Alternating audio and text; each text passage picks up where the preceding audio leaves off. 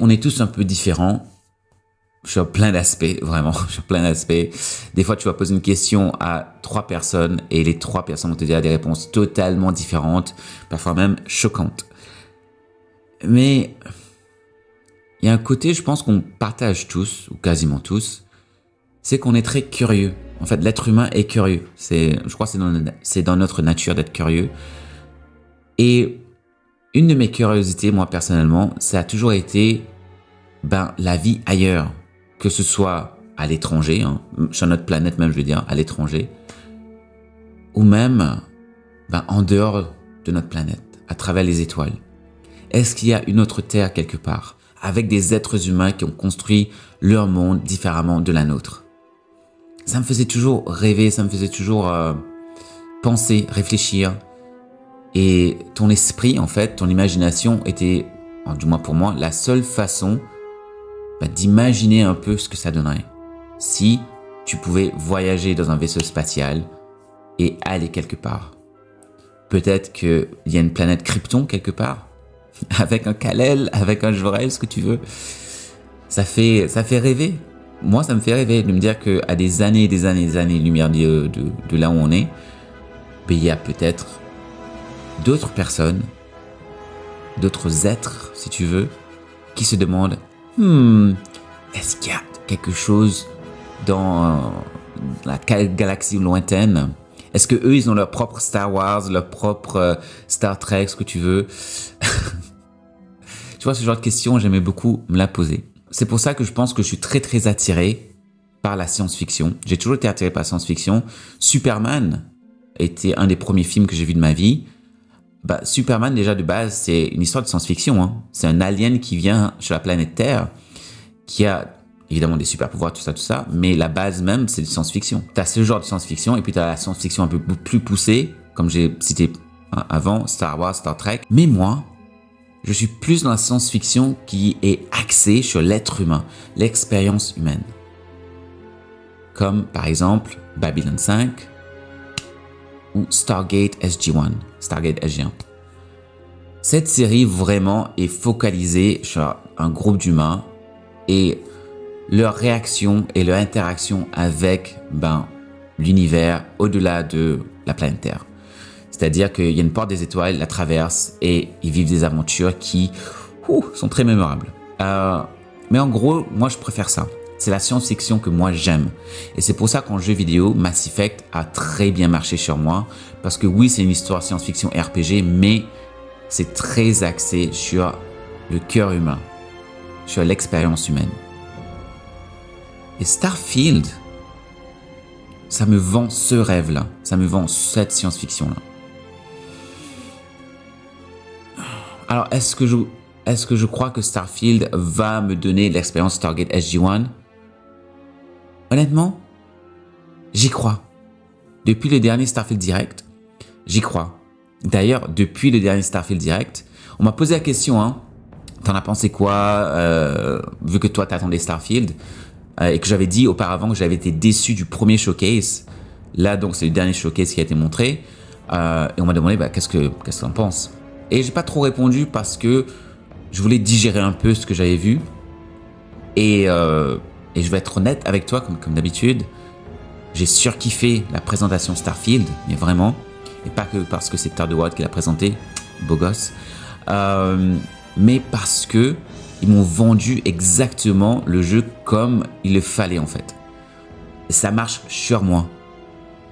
Parce que la façon dont ils ont vendu le jeu, c'est que l'expérience soit vraiment axée déjà sur toi en tant que joueur et donc sur l'expérience humaine. Il y avait vraiment de l'humanité dans leur présentation.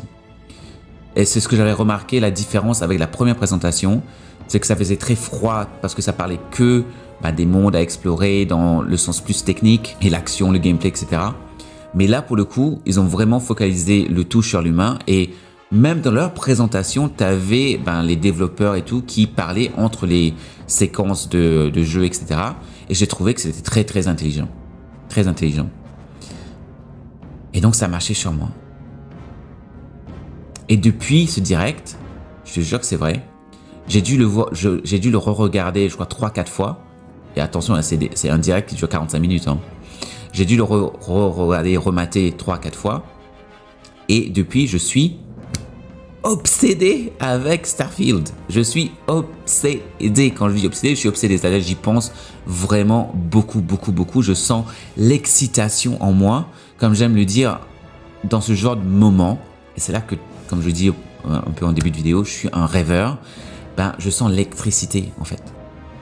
Dans mon corps, quand je pense à Starfield, dans le sens que il y a cette excitation. Tu t'anticipes un peu, tu te dis, ça pourrait être vraiment un jeu exceptionnel. Pour moi, je veux dire. Et donc, je suis obsédé. Obsédé! Alors oui, ça a marché sur moi. Starfield me vend le rêve de Stargate SG1. C'est-à-dire, me mettre dans la peau d'un explorateur des étoiles.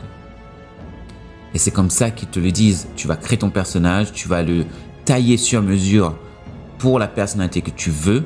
Et ensuite, ils vont te lâcher dans le monde de Starfield et tu vas te créer, tu vas te crafter ton aventure. Il y a un scénario qu'ils ont écrit. Tu auras des compagnons qui pourront être avec toi pendant ton voyage, ton aventure.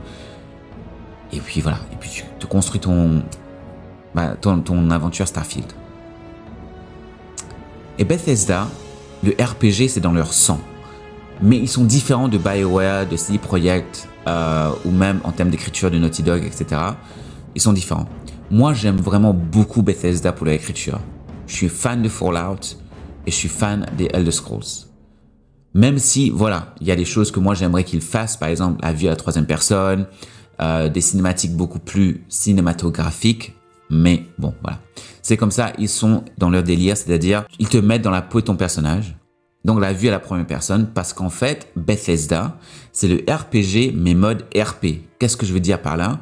Tu sais, les jeux de table, où tu es autour d'une table avec tes potes, tu as une map et tu as un leader qui te mène dans une aventure. C'est du crayon, papier et RPG. J'ai oublié comment on dit ça en français. Tabletop RPGs, comme ils disent en anglais. Tu me diras en commentaire comment vous dites ça en français. Mais bon, en gros, c'est ça l'expérience Bethesda. Et là, c'est en jeu vidéo, c'est-à-dire que eux, ils te gèrent ton aventure, ils te disent ce qui va arriver, mais c'est à toi, en fait, de jouer le rôle de ton perso. Comme ça, ton aventure sera unique pour toi. C'est ça l'expérience Bethesda. Et moi qui suis fan de RPG, quasiment de tout genre, c'est pour ça que ça marche en moi. Oui, personnellement, je préfère les RPG plus style Dragon Age, plus style Final Fantasy, mais je ne suis pas hermétique aux autres RPG, que ce soit des visual novels, c'est les romans un peu photos là, ou bien des RPG comme Bethesda, où ils te mettent vraiment à la première personne dans le jeu et tu le vis. Juste pour info, la troisième personne est offerte dans Starfield, hein, t'inquiète. Mais voilà, ça me vend du rêve, c'est ça le plus important. Quand je pense à Starfield là maintenant, comme je t'ai dit, je suis obsédé. Hein. J'imagine, tu sais, ils ont montré ça dans le direct. J'imagine me balader un peu sur les planètes, prendre des photos, etc. Mais juste vivre l'aventure, comme si j'étais mon personnage.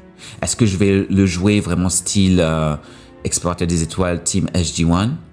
Peut-être. Ou est-ce que je vais jouer quelqu'un qui est très amour et lumière, qui va toujours essayer d'être pacifiste s'il peut? Ou bien je vais jouer un gros connard qui va voler, qui va tuer, qui va être en mode Kill Bill partout?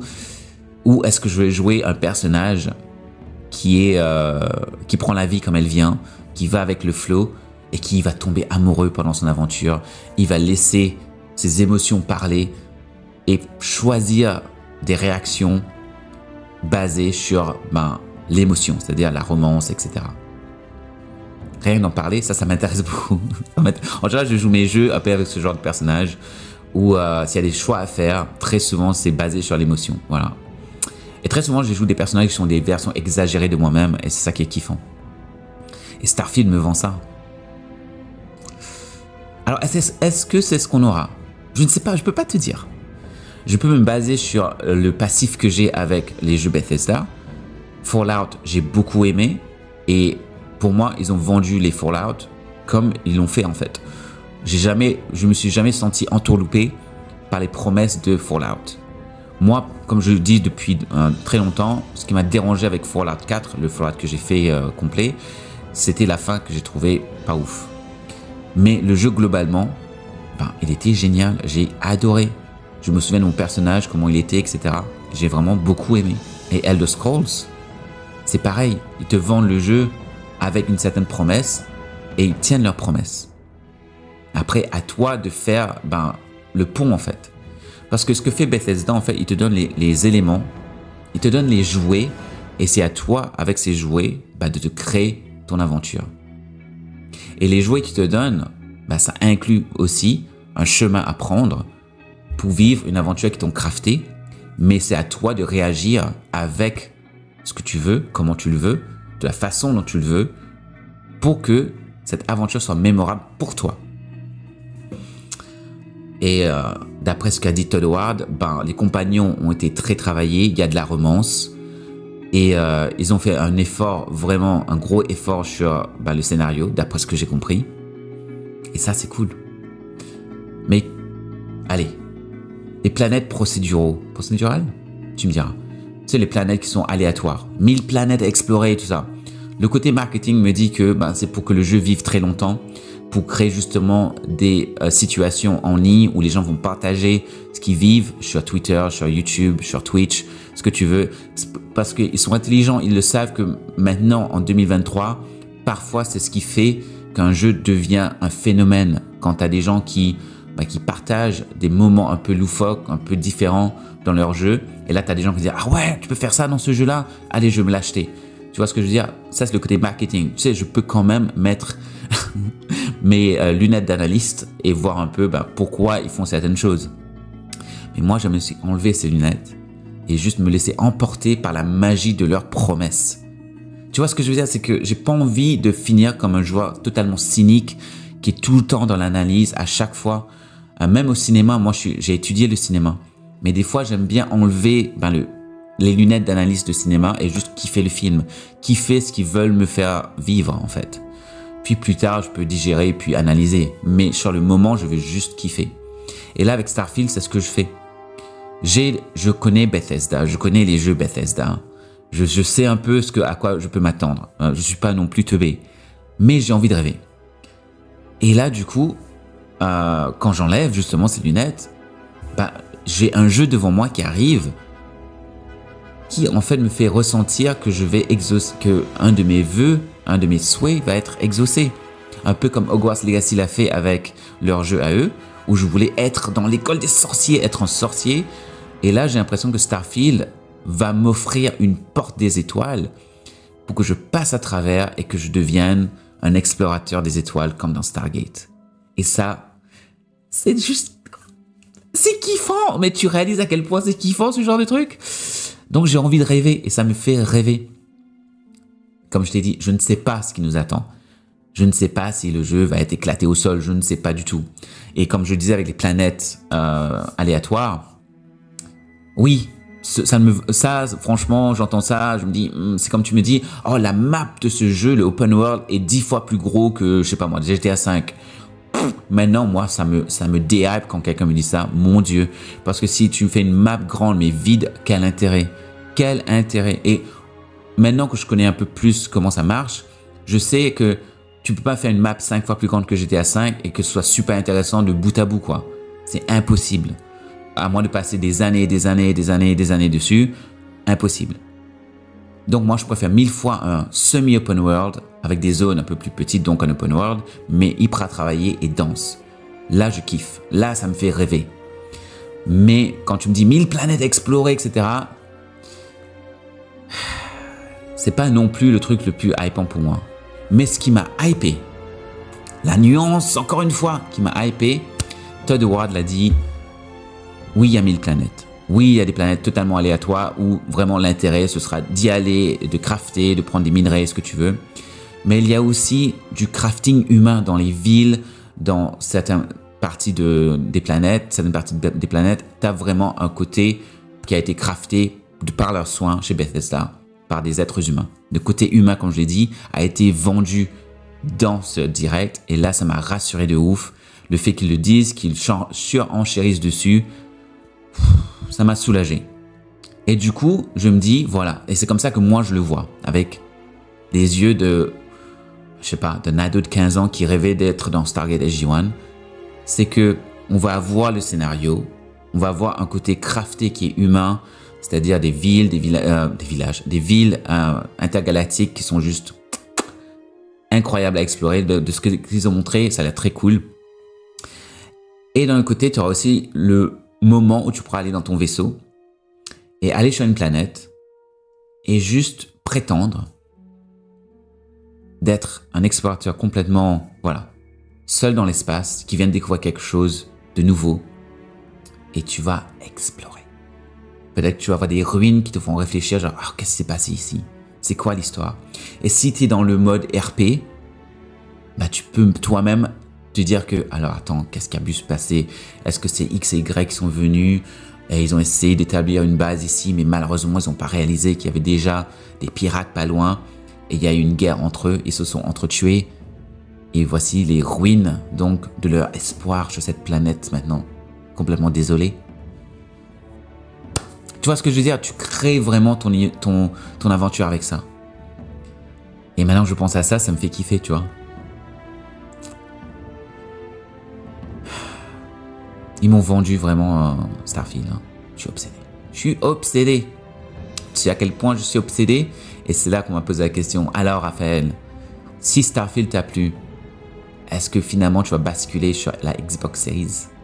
Parce que j'ai souvent dit que c'était le jeu que j'attendais pour voir si ça allait me faire basculer sur la console. Parce que j'ai jamais eu d'Xbox de ma vie. Ça va être ma première fois que je m'achète une Xbox Series X.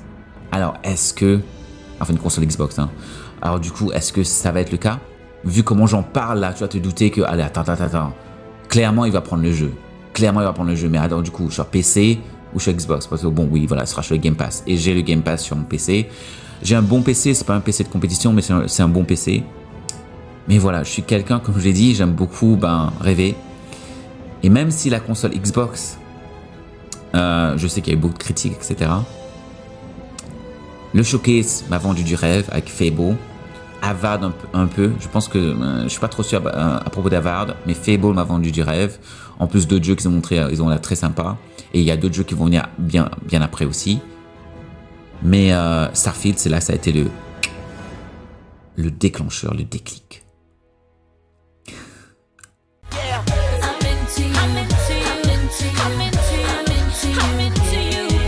J'ai pris la manette et le casque Starfield et ça a l'air vraiment joli. J'ai pas encore ouvert la boîte parce que je vais l'ouvrir une fois que j'aurai le jeu. Voilà, je suis comme ça. Je vais garder ça bien au chaud jusqu'à ce que le jeu sorte.